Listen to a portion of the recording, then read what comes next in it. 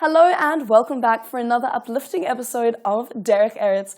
I'm your host, Lauren Jaffe. The concept of Ubuntu comes from the Zulu saying, Umuntu, Umuntu, Ngabantu, the profound sense that we are human only through the humanity of others, that if we are to accomplish anything in this world, it will in equal measure be due to the work and achievement of others. Rabbi Matthew Liebenberg elaborates further.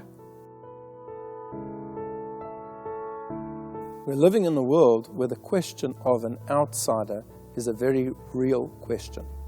People who come from outside our communities, outside our countries, from different nations, people who speak different languages, who dress differently, who have a different culture, who have a different religion. And the world is up in arms about this. How do we treat these people? Are they welcome in our homes? Are they welcome in our countries? Are they welcome in our communities? Should we put up borders and fences to prevent them from coming in? The outsider is always a person who is terribly vulnerable. How do we look at the outsider in Judaism? And it's fascinating. The Talmud tells us that more than 30 times the Torah, the Jewish Bible, warns us how to treat the ger. A ger is a person who comes from outside of the Jewish people. They come outside of the Jewish people from a different nation. They want to be embraced by the Jewish people, but they always know that they're an outsider, and they always feel vulnerable. And therefore, over 30 times, the Torah says, "V'ahavtem et hager," you must love the foreigner. You must treat the foreigner better than you would your own brother, because they're an umlal. They are a vulnerable person. They come with no family and no background. They come to a new culture, and it's very difficult for them. Why is the Torah so specific about the outsider, the foreigner?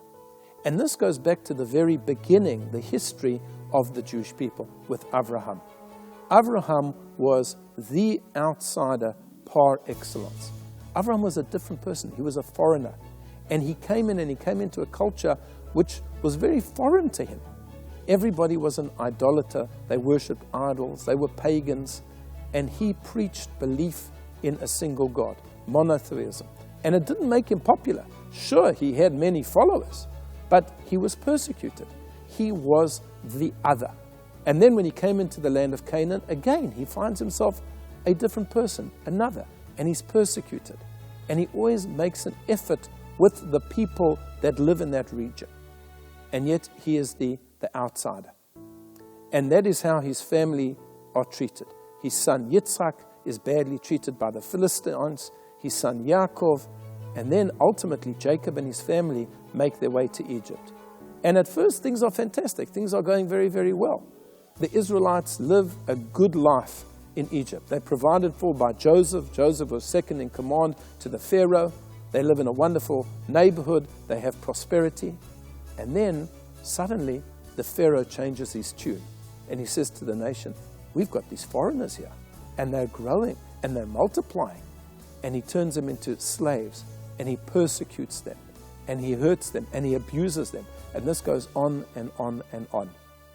And ultimately, God, after 200 years, comes and removes the Israelites from Egypt, takes them away, the famous Exodus, leading them to Mount Sinai. And when he gives them the Torah, when he gives them the law, the 10 Commandments on Sinai, he says to them, "I want you to know, my sons and daughters, you were foreigners in a foreign land. You know what it felt like to be persecuted, to be abused. And therefore, because you know exactly what it's like, I therefore charge you, and I give you the commandment always to care for the outsider, to make sure that they feel embraced by the nation." And it's interesting that the Talmud tells us that there is a special commandment not to verbally abuse them. And verbally abuse them doesn't just mean shouting at them, but even reminding them in a very subtle way about their background, in a way that will be hurtful for them. You have to be very, very sensitive. If you have a convert who was initially a foreigner in your home, care for them, be sensitive to them. So yes, they may be foreign, they may be different to us, they may speak a different language or have a different religion, but we were in that situation once, and therefore we have to be ultra careful in how we look after the outsider and the foreigner.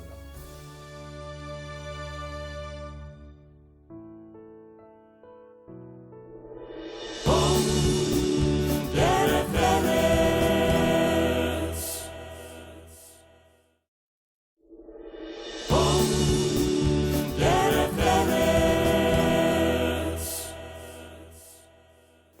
Cape Town Holocaust and Genocide Centre believe that it is important for every person, regardless of their age or background, to learn about the history of the Holocaust.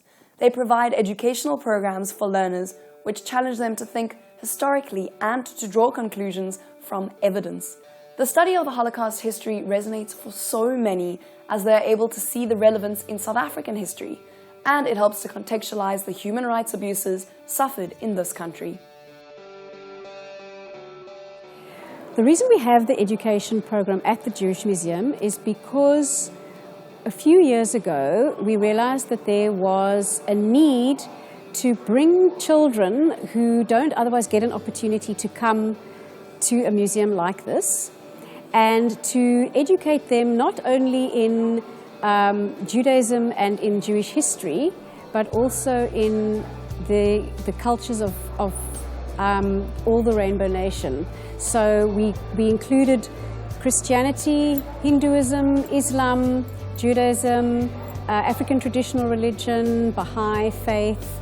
And the point of it all was to show children that living in the Rainbow Nation means understanding about each other, and the starting point being the Jewish Museum, so telling them about our faith and our culture, and then from there getting them to tell us about theirs and sharing ideas, sharing beliefs, to get them to understand that it's all about Ubuntu and understanding each other and being tolerant. The program is divided into 4 sections.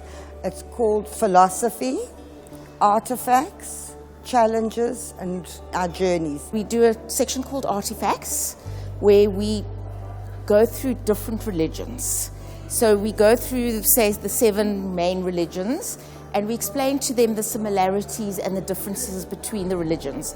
The whole idea would be for participation. So it's not for us teaching them, so we try and make it quite fun. Philosophy starts off that we describe where we're from, that we basically all come from the same tree, and we're all different, but we're all the same, which is it's a cultural diversity program.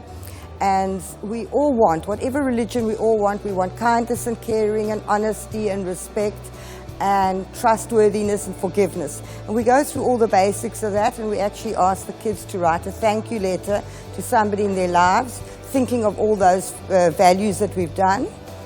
Then we go to the old shul, which is the museum shul, and we basically give them an overview of what a shul looks like. How do Jewish people pray? Almost all the children would never have been into a shul before. They see the different exhibitions, what's on, and we explain to them the basis of the shul. And then we would go into what is important between the religions, like respect and honor, and we'll go through those concepts. The children are often quite surprised at the similarities that they find between their own religion and other religions that they had no idea about. So sometimes we point it out to them, so we'll say, do you know that the word shalom is very similar to the word salam?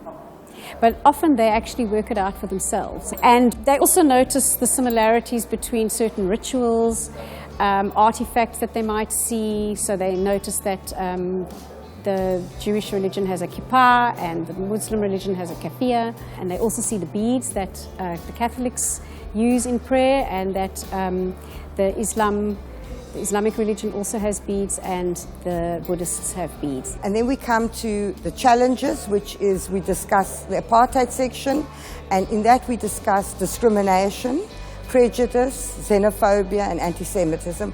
And we go through, I try and be as clear as possible and give a definition and explain what the word means. And then we do some role play. We make them act out a picture of bullying, prejudice, xenophobia, and we ask them to do that. And also there we try and we get them to write in that section into a hand what they can do to improve things in their neighborhood if they can. And then we go to the last section, which will be downstairs, and that's when we explain how the Jewish people came to South Africa and why they're Jewish people in South Africa, and our route, say, from Lithuania or from Eastern Europe. And then we'll go through the shtetl and show them what a shtetl looks like. We'll take them upstairs and we'll show them a picture of the boat and the Jews that arrived in the boat, and we get them to somehow understand a little bit about how they were strangers and felt like the other, and how they settled into South Africa. And then we go on to District 6 and we give them a video of District 6. Then the main thing that we teach them, and that they often come to their own conclusion about, the main similarity is that all religions have a golden rule. We call it the golden rule, which translates to treat other people the way you would like them to treat you. And when they get that, we say to them, well, that is the main point. The similarity between all the religions that we want you to take home with you today is that. So aside from all the little similarities, they learn this big similarity, and that's the whole point of the program. We actually do different religions in our life skills in our curriculum, and the learners who came last year, they actually really enjoyed it, because some of them are not very exposed to things outside of the school, and when we bring these type of situations, they always excel a bit more, and they always seem to have much more fun. And I think it's a good learning experience to see different cultures and different religions. What we want them to leave here with is that if somebody is different, that is the most exciting and wonderful thing. And therefore, we want them to learn about the differences in people. In other words, we've got a rainbow nation. We are all different, including people that are Jewish. So we want them to get the idea that being Jewish is just another religion, but the people are interesting and they must learn about the people. It's the same as people that are Muslim are interesting, and they must get to know about the people. So the whole idea is that there is diversity in the world, different types of diversity. There's the religion, there's the color, and that this is something to embrace. We have sometimes wonderful response. Some of them are particularly wide awake and are interesting. You do have a mixed bag. You have some very bright kids that really ask some fascinating questions, but it's quite inspiring how many kids are interested and do ask questions. And you obviously have the usuals that aren't interested. They tell me they're an atheist and they don't do anything. Well, it is what it is. When we get back to school, the learners, they generally tend to get along very well, but we do have a problem sometimes where they have different cliques and things like that. I think the learners, they do respect each other and do understand that different religions come with different rules and different, values to follow. And I think it really does show when they get back to school that they actually understand and they grasp what has been taking place today. Volunteering is a huge part of this program. I couldn't do it without the volunteers. They are the lifeblood of the program. They are people who are committed to making this program work. They want to be involved with the kids. They get a lot out of being with these children and teaching them about our history and learning from them. They put a lot of energy into it, and they go above and beyond. They really go above and beyond what is required of them to be doing.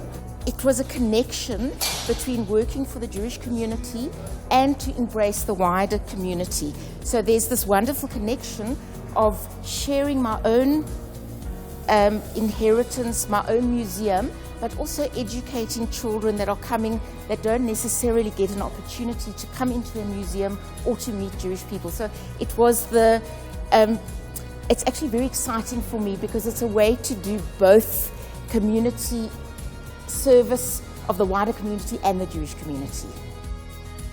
In my considered opinion, the Derech Eretz of this program, the Cultural Diversity Program run by the museum, is treat other people the way you want to be treated and be prepared to be open to others.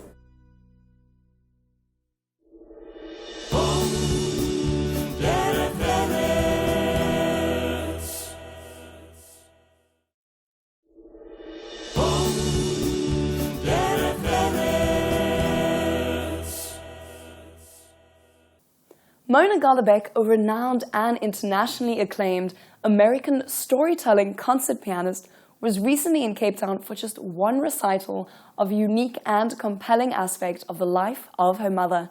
Golubeck's mother was a kindertransport child who achieved fame as a brilliant pianist. The concert, The Children of Williston Lane, formed part of a wider project to tell the story to 5,000 learners in Cape Town over 2 days, and which has been an inspiration to hundreds of thousands across the world. The Children of Wilton Lane Read was a mammoth project and a huge undertaking.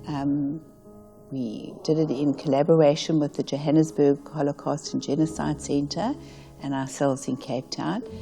And the thought was to get 10,000 children to read the book. And 10,000 diverse children, all from grade 6 to grade 9, to have it at school and for it to become part of the curriculum where they would read either as a class or they would read as an individual or they would read to one another the story. And then, of course, to go to a theatre to actually watch the live performance. So the book was written by Mona and another co-writer about her mother, Lisa Ura, who was a kindertransport child and went to an orphanage in a place called Willesden Lane in London. And she was a brilliant pianist. And the story tells of how her mother became a concert pianist, Mona herself becomes a concert pianist, and it's through playing the piano that she tells her mother's story. When I was a little girl and my mother told me the story, I think in some wild way, the 6 million were branded on my heart, etched into my heart, those numbers. I didn't realize it at the time. As the years went on, being the daughter of someone who has gone through that kind of trauma affected me so deeply, it came out. I don't think you can be the children of refugees or the children of parents that have suffered and endured and gone through things without somewhere feeling it. In my particular case, I wanted to take my mother's pain away, and so I became a child prodigy. But it was really only until I was engaged to play that one piece that she dreamed about that everything erupted inside of me. Many of the children have no idea what Europe looks like, Austria, Vienna. Most of them don't have any knowledge of the history of the composers, of classical music, because the interest is mostly in more modern music, unless the children are piano players. The teachers, at the same time, also needed to acquaint themselves with musical terms. So putting together the workshop, we not only needed to give the background, not so much about the Holocaust, but what was happening in Europe and in Germany at the time, but also the environment in which Lisa Ura grew up, and eventually how she ended up in Britain. The war coming to Britain with the bombing and all of those things helped Lisa to cling to her music, because that's how she got through the Blitz in London.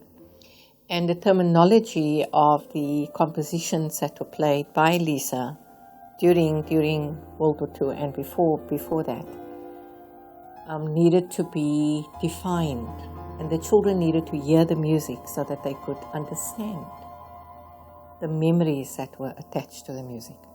So putting it into context was making it come alive to the children with the music. And that's how it linked up with the concert.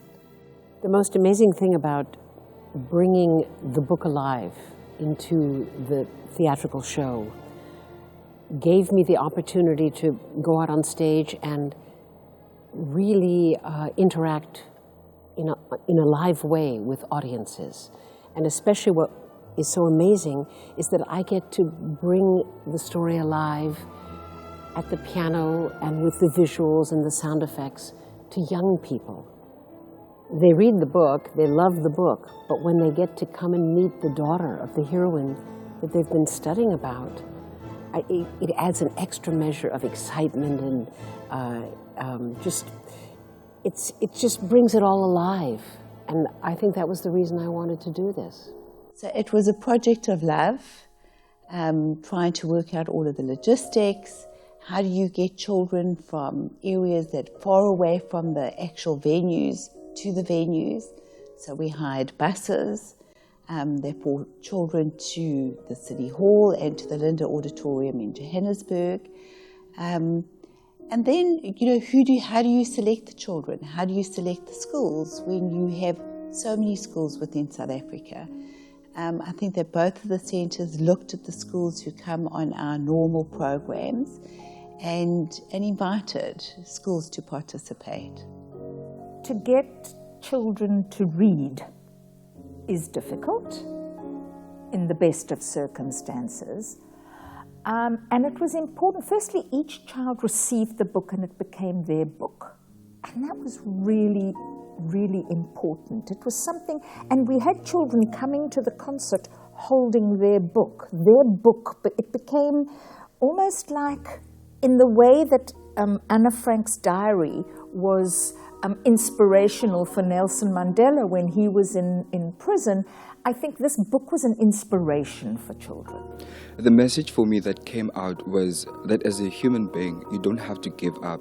All you have to do is try your best, even if or whatever the circumstances that you're facing as a person might be, because you might have a challenging obstacles, and in order for you to pass through those obstacles, you need to set your mental mindset into a position that's more capable, into a position that's more conscious, that's more able to surpass what challenges that you're facing. Therefore, you will succeed what you want and you'll achieve your dreams. She's sharing about her mom, but she's also performing what her mom was performing.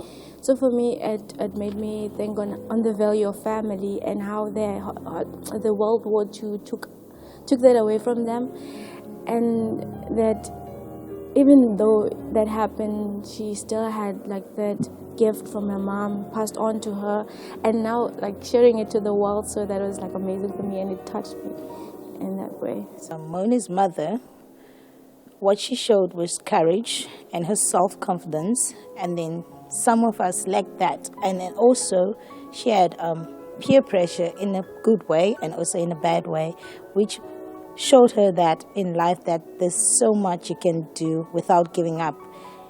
If you only believe and hope and pray that everything will go according to order and everything will go fine. I think coming to South Africa has probably been one of the greatest honors of my life. Performing here in one of the most beautiful halls I've ever appeared in, here at City Hall, I will take these memories away with me for a lifetime. And being made aware that Mandela spoke from the balcony, I'm humbled that I get to come here, that I've had the opportunity to impact young people, knowing the history of this hall, knowing the history of this country, a country that stands for the universal struggle to provide dignity and equality to people of all walks of life, and continues to have that struggle. I think that the Derech Eretz of the children of Wilson Lane is that if you are passionate about something, if you dream, if you will it, you will be able to achieve it. Desmond Tutu once said that Ubuntu really says, if you want to be nice to yourself, start in a way by being nice to the other. Why not share your views on our Facebook page at Derech Eretz Connect? From me, Lauren Jaffe, and the Derech Eretz team, remember you too can be part of the conversation.